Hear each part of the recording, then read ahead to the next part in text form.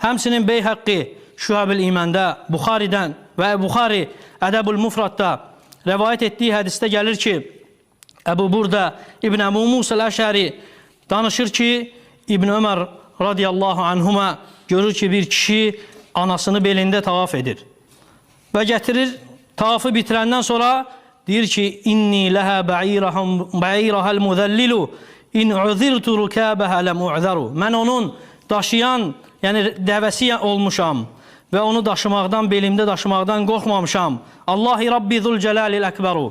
Allah Teala, böyük Allah mənim Rəbbimdir. Həməltuhə əksər mimmə həməltəni. Və mən onu, o məni daşıyandan daha çox daşımışam. Fəhəl tara cəziyyətuhu ya İbn Ömər. Və deyir, mən bununla onun haqqını ödəmiş olaram mı ey İbn Ömər? Və İbn Ömər baxır ona, deyir ki, lə və lə bi zəfratin vahidə. Buyurur ki, xeyr, heç bir anlıq nəfəsin belə əvəzini verəməzsən.